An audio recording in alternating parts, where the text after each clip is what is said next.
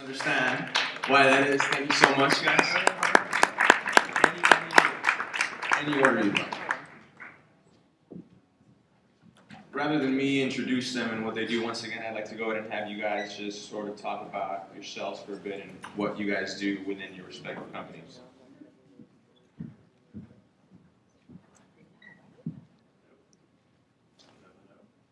Hello. Thank you. Good morning. My name is Christian Martinez, and I am the head of sales of US Hispanic at Facebook. Been with the company about 10 months, and we've been launching our US Hispanic solutions for advertisers. We've really been focused on revolutionizing the way Hispanics communicate on our platform, and also providing appropriate solutions for our advertising partners to effectively reach that audience. So that's what I do. Hi, my name is Mark Lopez. I head US Hispanic audience sales for Google. That includes our search platform, display and video across, including YouTube. Hello everyone, Borja Perez, SVP of Digital and Social Media for Telemundo, and pretty much what we do is the second leg of programming of the network, while my colleagues, they are taking care of novelas, sports, news, and all the wonderful programming that we do. My wonderful team of 100 people, we take care of web, app, Facebook, Twitter, Pinterest, Vine, Instagram, and so on. So I'm very excited to be here with my partners to share with you what we do. Hello everyone, Nuria Santamaria, head of multicultural strategy at Twitter. And I joined the company about 5 months ago to help capitalize on this opportunity. So this is something that's really important to us, not just in terms of growing our user base. We know that it's an important market for our advertising partners as well.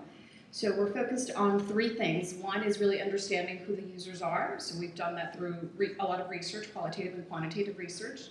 And also thinking about our products and making sure that our targeting products are enabling our advertising partners to connect with this market. And the third phase is really making sure that it is delivering on their investment. Hello everybody, my name is Juanjo Durán. I work at YouTube, and although my niece thinks I'm the one curating the content and uploading clips to an orange, that's not the case. I'm in charge of attracting Hispanic content into the platform, making sure it's well monetized and well portrayed on the platform, and really making sure the users are getting the best experience from the Hispanic standpoint. All right, so there you have our panelists. I guess we can start with the uniqueness of Hispanics. If you guys want to talk about maybe what are some similarities and differences between your U.S. Hispanic community and just your community at large. Anybody can start? I'll start.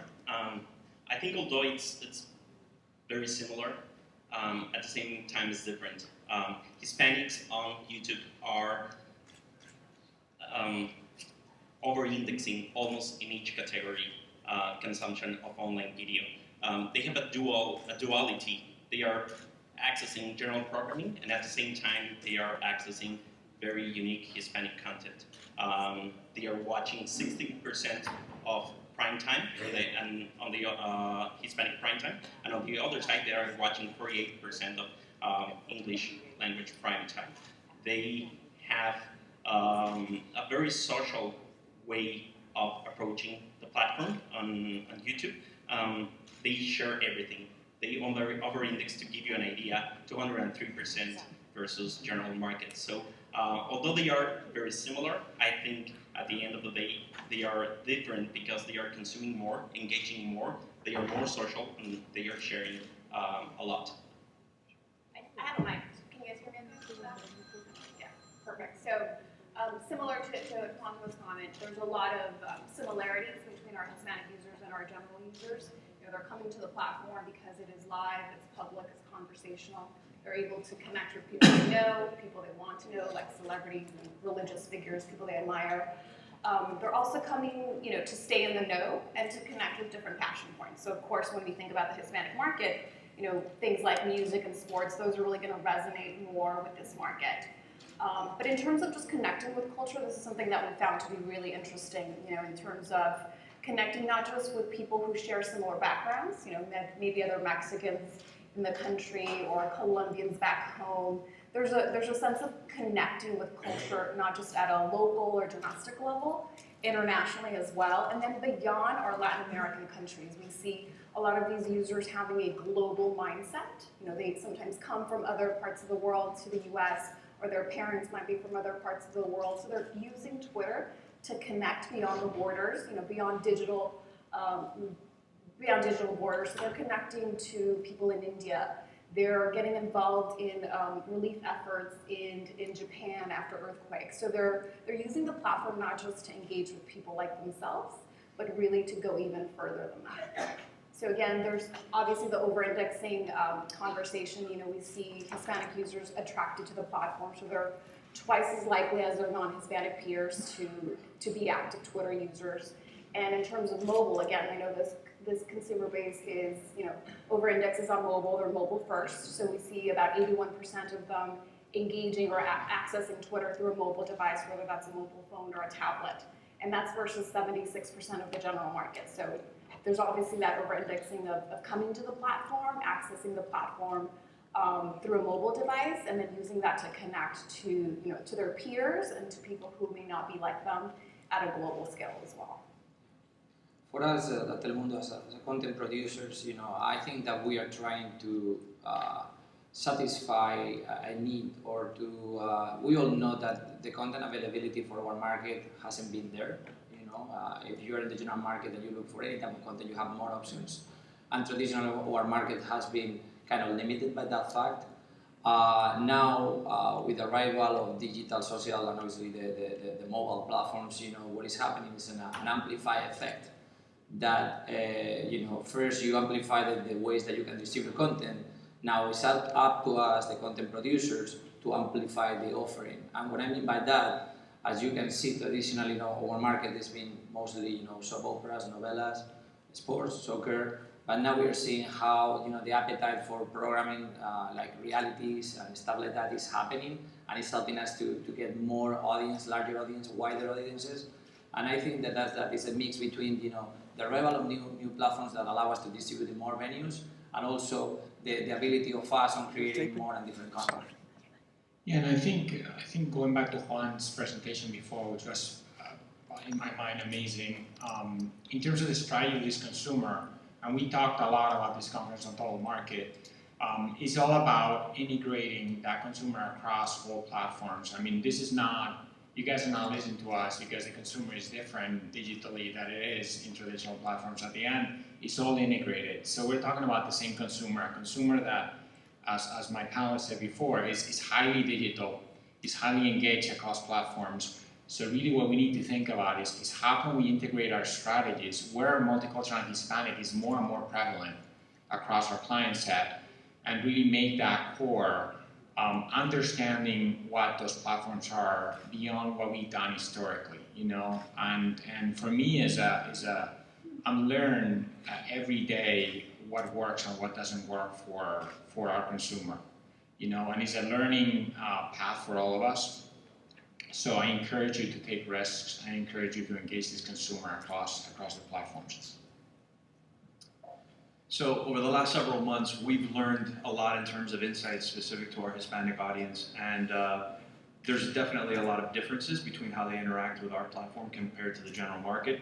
First, they're more mobile. 89% of our Hispanic audience is accessing the platform from a mobile device, which is no surprise to everybody because we know Hispanics over-index on mobile consumption to begin with. They're certainly more engaged with the platform. As I showed yesterday in my presentation, pretty much all of the key engagement metrics that we track from a Facebook perspective, Hispanics significantly over-index against the broader general market. One of the interesting things in terms of some of the engagement metrics that we've looked at is specifically how Hispanics are utilizing the platform a bit differently than the general market. And for example, in terms of using the messenger service on Facebook, they significantly over-index against utilizing that platform, which basically tells us that they're utilizing the platform as a communication platform and communicating with family and friends back home in Latin America. So certainly different nuances between both audiences, specifically as well in terms of language use. Now that we have the ability to segment our users in terms of language, we're also able to see that a significant portion of our audience still utilizes, in fact, the majority of our Hispanic audience predominantly utilizes Spanish as their preferred method or preferred language of use on the platform. So. Now, one thing that really sticks out to me is the duality of the modern U.S. Hispanic, which you guys mentioned, and the importance of the millennials for social media. Now that you guys have the data, how do we interpret it? What are you guys doing to draw onto your platforms the modern Hispanic who grew up with Tigres del Norte, for example, but is now listening to Dr. Dre and likes reality shows, but still likes to watch football and novelas with their mom? I mean, I know it's kind of a broad question and maybe very difficult, but how do you guys draw in such a diverse group of people? I think you have to look at, you have to do a little bit of innovation. And I'll give you an example of where we, for YouTube, done innovation around what we call hand raisers. With our marketing partners, what we've done with a product called TrueView is say, look, forget about segmenting the market for a second and think about your creative and your message and just put it across the platform and allow the users to skip the ad if they don't want to watch it. So what happened is you're really getting to the core of consumers that really want to watch your ad. So that's a way to basically turn segmentation on its head and ask the consumer to come in and watch your ad, giving them the option not to do it. So that's one way. The other way too is really look contextually at the amount of content and great content creators that are out there. In YouTube, for example, creating content that would never get distribution through traditional means. And how can we get to those consumers that are watching that content through either contextual targeting, language targeting, like Christian mentioned. So there's definitely a lot of different nuances that you can do, but we want to make it simple for marketers and scalable for them. And I think that's what has changed in digital in the last couple of years, is now things are simple. There's measurement around with Comscore and Nielsen that we can equate to TV, and it's very simple for agencies to kind of integrate digital into their media plans. So really, we're going through a revolution that includes a little bit of innovation and a little bit of simplicity to make it easier for marketers to get involved.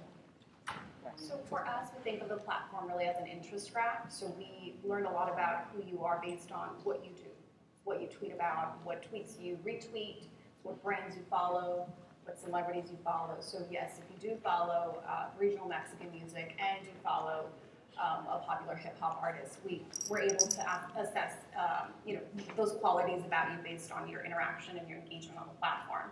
And we can also learn a lot about you based on the language that you're using. Are you tweeting in Spanish? Are you tweeting in English? Are you tweeting in a combination of both? So we'll look at all of those things, and that really helps us understand who the user is. So we're able to help our advertisers reach a specific segment of their market based on the interest that a person has expressed on the platform. So that's definitely one thing that really helps us get at that market. But because we know that these Hispanic users tend to be very bilingual, at least on our platform, they're very bilingual.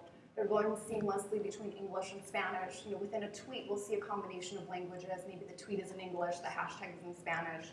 There's a lot of that bilingual biculturalism that comes out through a tweet.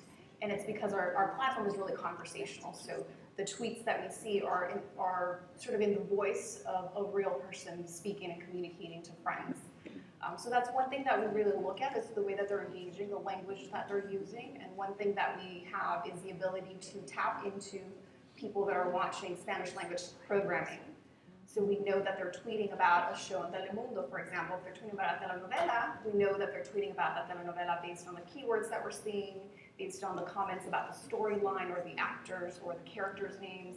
And we know that regardless of language. So we're able to assess that whether they're tweeting in English or in Spanish. And we see a lot of that happening, where the mom is sitting on the couch with a young daughter, the mother maybe is Spanish dominant, the daughter is English dominant or bilingual. She's watching the show, there's a hashtag on the screen, and she's tweeting with that hashtag, and she may be engaging with girlfriends, closer to her in age, and she's tweeting in English. So based on that information, those clues that we have from the user, and the time of day when they're tweeting, we know that they're likely watching a show on Telemundo, and so that's another clue that helps us, better understand that user, the kind of media consumption that they have, and it's it's a lot of great information for our advertisers.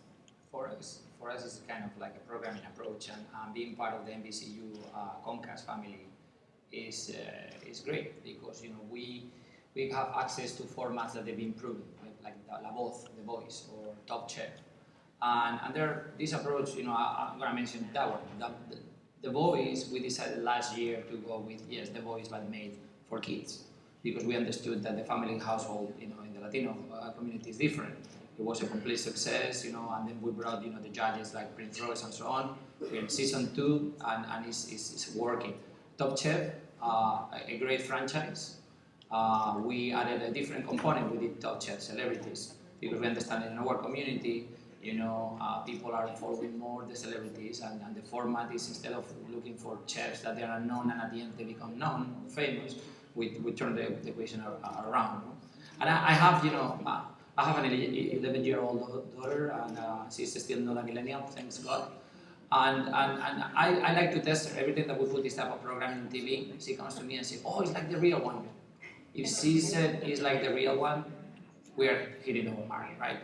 And then it's about being courageous and pioneering. Like this year was the first time that we decided, like last week, to do a live stream rebroadcasting the Billboard Awards in English. And we did it in conjunction with Mundos and E! Online, that they're part of the family.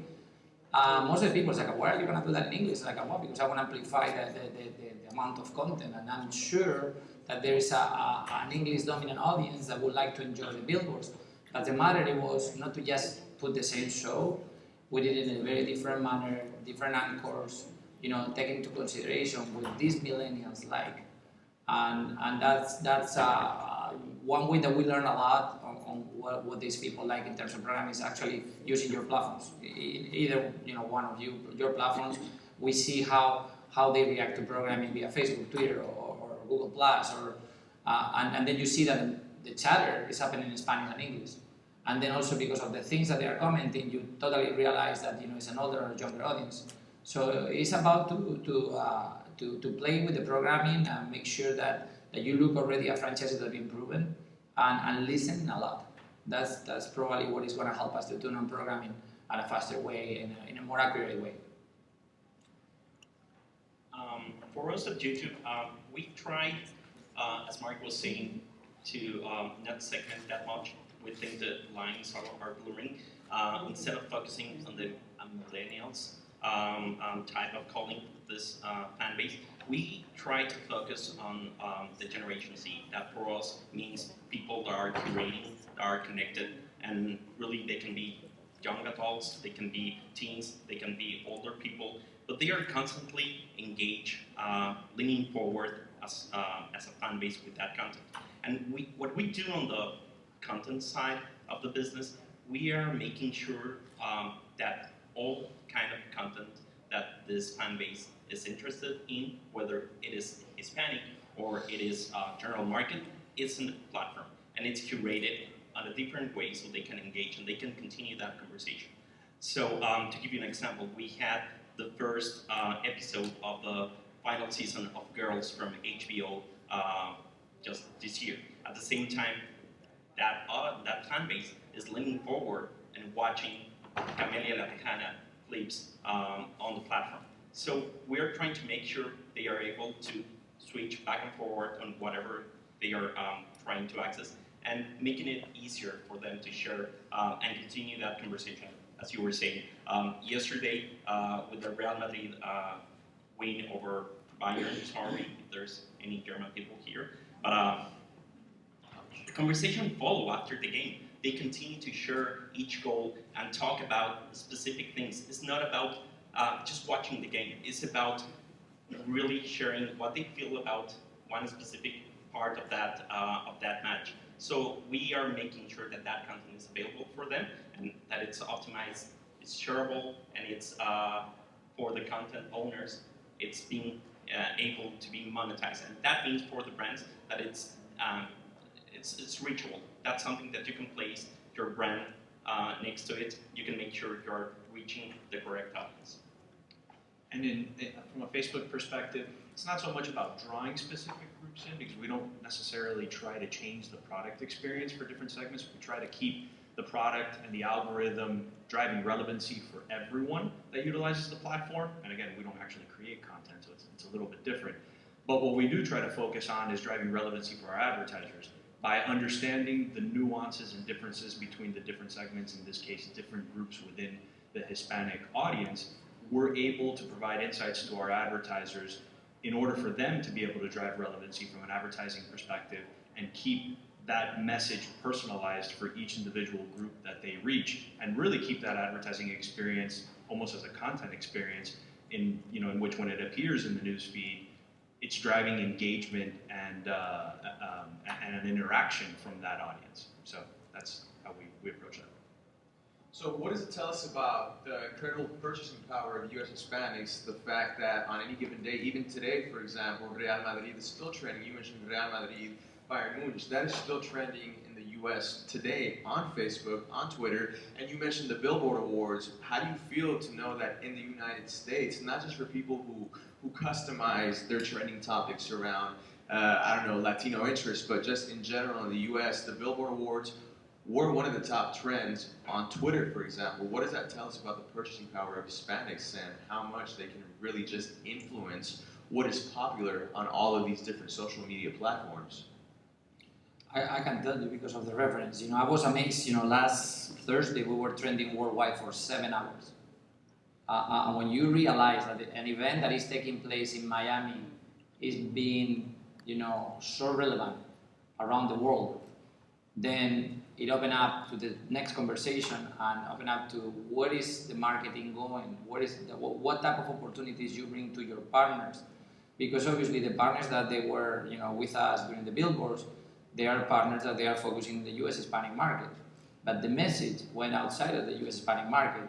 Now it's a question of how these partners from different brands at the local level in the U.S., they can leverage that with their counterparts internationally to make sure that those brands, they take advantage of that. It's really, the amplifying factor of social media, it has changed completely the way you do marketing. It's no longer, you do marketing for one market or the other. You are doing marketing for the world. So that's something that probably we are now at the earliest stages, but we are going to see more and more, and you are seeing how agencies, they are starting to align themselves, and the Latin American portion is starting to work at the same time of being led by the same person with the US Hispanic. We are going to end up probably seeing soon, agencies that they're going to be led, the general market, the US Hispanic market, and the Latin American market, and it's going to be the Americas. Because media is allowing these agencies and their partners to use those venues to promote their product. I think because the conversations now are happening at a global level, because platforms are allowing for those conversations to be, public and available to anyone, we do see that, a show like the Latin Billboards, trending on Twitter at a global level. And we see that also when advertisers come on the platform and start to engage with their customers in Spanish.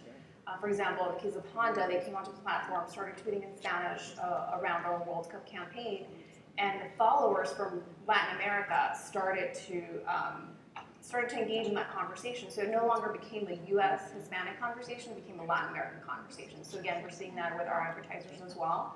But even within looking just at the U.S., they are driving conversation, and it's not. It definitely is the Hispanic market, but we also see other ethnic groups really driving that conversation and leveraging Twitter to affect change and to create momentum, right? So you've probably heard of Black Twitter.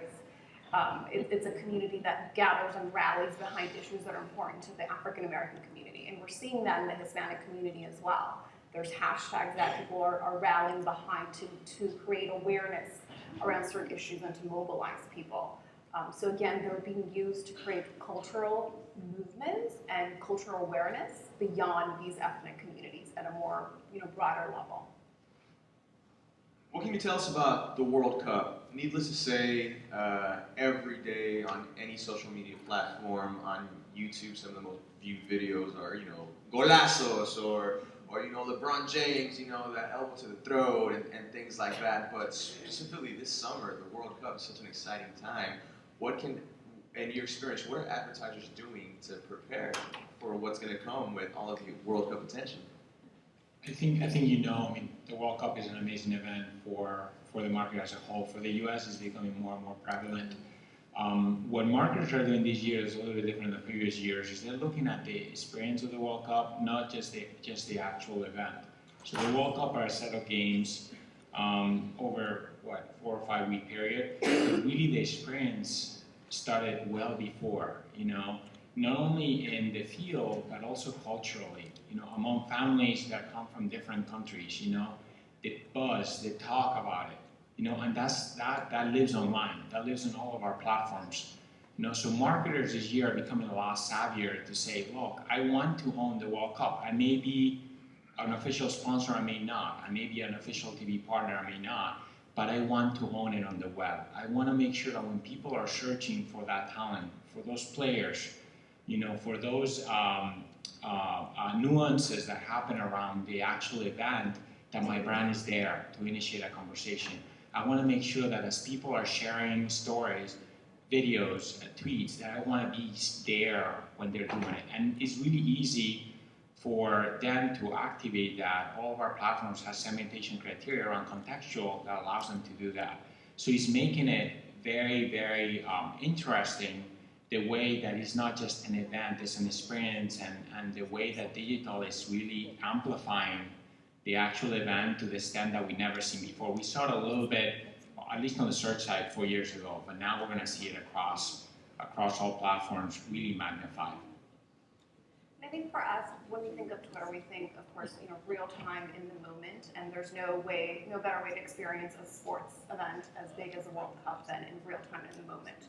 So we think of this as being an opportunity for a sort of a global couch. Everyone's going to be sitting on the sofa together, living and experiencing the World Cup in real time, in a public setting, where they're going to be able to watch. They're going to be watching, they're going to be engaging, they're going to be cheering, with their families in the room and with their friends back home. So they're going to be cheering for the team, for their Argentinian team here, for example, and then seeing what Argentinians in Argentina are tweeting about, and connecting and cheering and crying when they lose. And those moments of that experience is going to happen in real time.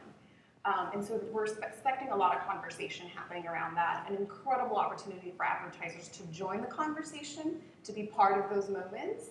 And of course, there's a lot of things that we can't expect. We don't know who's going to hit the first goal. We don't know who's going to be injured, but we can definitely sort of assess and imagine what could happen. And what we do with our advertisers is help them plan for those moments. So plan for the expected and for the unexpected, right? So we know it's Team A against Team B. The outcomes could be Team A wins, Team B wins, or there's a draw, right? So what do, in your war rooms, with your creative teams, with your PR teams? How are you preparing for scenario A, for scenario B, for scenario C? How are you going to be ready to interact with fans in the moment? They're not going to wait for you, to respond the next day. They're going to be on Twitter, they're going to be tweeting and engaging in that moment. And that's the moment when you need to join that conversation in a really smart way by commenting with funny content, with behind the scenes, with something that amplifies and adds to that experience, something that adds value to that. So that's how we're working with our advertisers in that sense. But then we're also working with rights owners to provide real-time instant replays of the big winning goal, for example. And that's an opportunity for a brand to bring additional value to users that are engaging on Twitter during those live moments. For us, it's a very interesting moment because we have acquired the rights, not for this one, for the next two. We were lucky enough that Comcast gave us several amount of dollars to acquire those rights.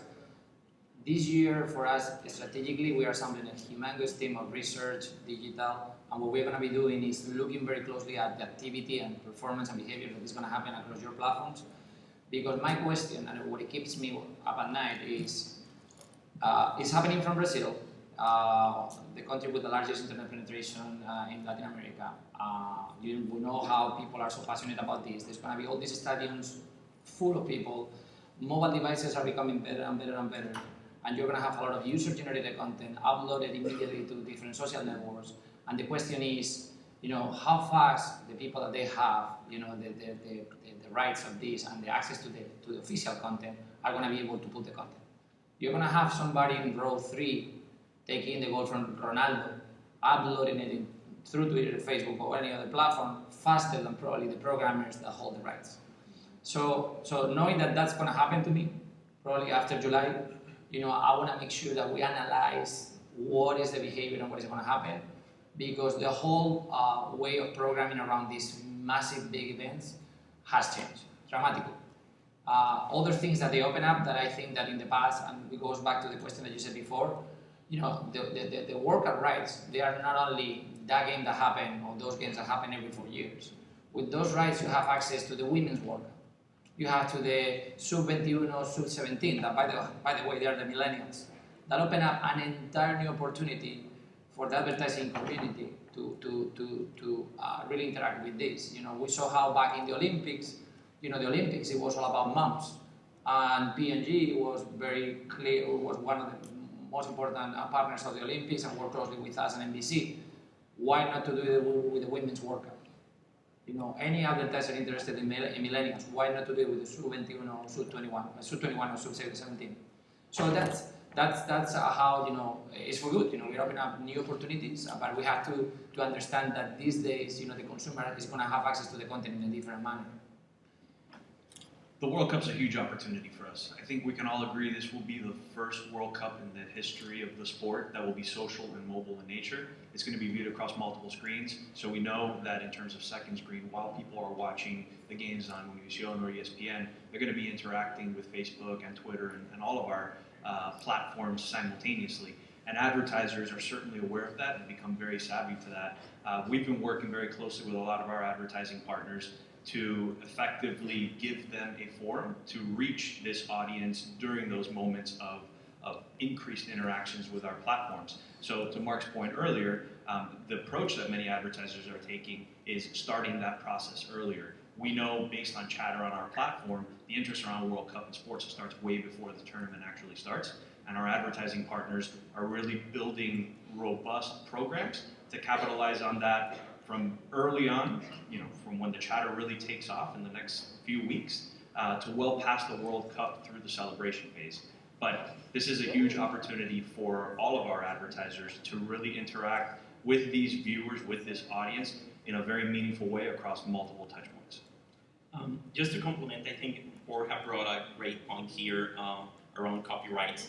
The way we are approaching this, we have a tool that it's called CID, Content ID. And the way it works, we work with rights owners all across the region and the world, and we make sure that they upload the content on time. So we work with Telemundo, for instance, but the times are changing, right? You're going to have that guy from, say, having that goal recorded. So that technology right now allows to live upload that content and immediately recognize who is the right owner and apply any policies that you may want. And what does that mean for the advertiser? Or for the advertiser, that means that you can extend the reach not only to the official YouTube channel page where you're placing with X brand or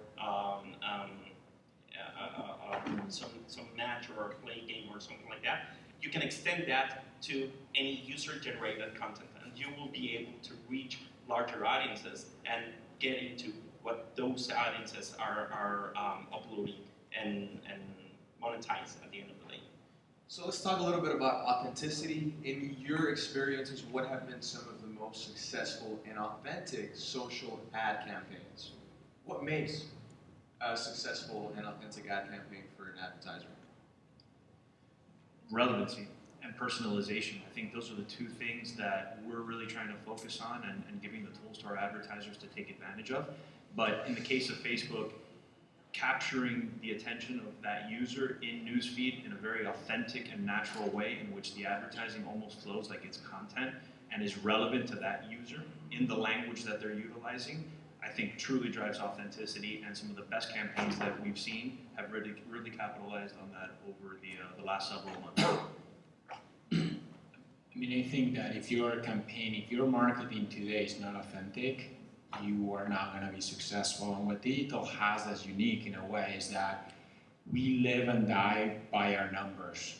Across all our platforms, I mean, for us, we really marketers are paying us for results. And all of our platforms are based on results. You pay per click, per action, per sale. You don't pay if the user chooses to skip the video ad. So your campaign needs to be authentic. If it's not authentic, that user is not going to engage. We have access to a lot of more platforms, but we still have 24 hours of the day. So the consumer is becoming a lot more stringent in the messaging that they receive, and a lot more empowered to say, look, I just don't connect with it. So I think that's a requirement for any campaign today to really be successful. For us, I think that the advertising or the marketing community right now is looking for more venues, more creative ways to reach respectfully their consumers. And at the end of the day, is how do you play in the right platforms, and then content is king, and platform is queen. So it's how do you build the right content where you are able to insert, to integrate the brand of this advertiser to talk to that consumer. We are the ones that are right between the product and the consumer. We are that connective tissue. So it's being responsible, do a lot of consumer insights, based on consumer insights, being able to program appropriately, understand the sensibility of every platform. The days of I'm going to produce something and I'm going to put it in all the platforms are over. I have right now a specific group of people working at the studios, and they are producing content for the Instagram platform, for the Vine platform. Of course, it's about novelas because that's what we do. But it's about how I'm going to give that content to the novela consumer that is in Vine or in Instagram. So relevancy is important. With relevancy, it brings the value that then you transpass to your partner of advertiser. We've been very successful working with big brands. I work with all of you in a social media novela that we did called Secreteando. We are going second season, bigger and better. So it's an entire new way of programming. And the whole thing about social TV. We are all continue talking about social TV, and clients, they want to do social TV. They don't want to do social TV. They just want to do new TV. There is no way back. You are not going to, TV is going to continue to be social forever and ever. I said the other day in another conference, you don't call it remote control TV, you call it TV. At one point somebody put a remote control and they give you the ability to change from channel to channel. That conversation that is happening today is something that it brings a lot of value to the client, a lot of reach. Any given day, any show, any sports show, reality, novela, whatever, something is happening on the screen, and at the same time, there's a massive chatter happening, on Twitter, on Facebook, that at the end of the day is pushing other people to know what I'm chatting about. One thing that we are talking, if you have 200,000 people following you in any type of programming, you don't have 200,000 people.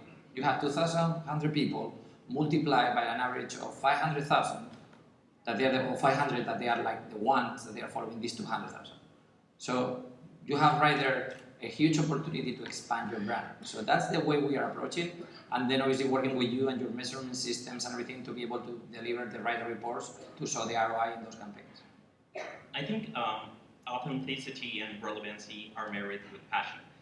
YouTube was built by passionate people for passionate people, and our creators are amongst the most passionate people you can find in the world. And what that means for an ad campaign, so you can find a creator like Michelle Phan, very famous YouTube star, makeup artist, having these ad campaigns with huge global brands.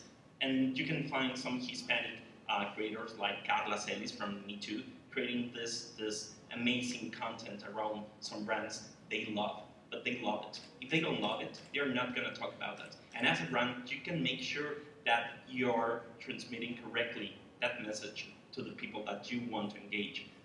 That's something that if they are passionate, they're going to talk about it. And you can do whatever scripts you want, and you can engage with them, but if they don't love that product, it's not going to be successful. And that translates correctly in how they are approaching that fan base. And that fan base and the difference between the other way of attracting an audience is that fan base is leaning forward. They are really trying to find the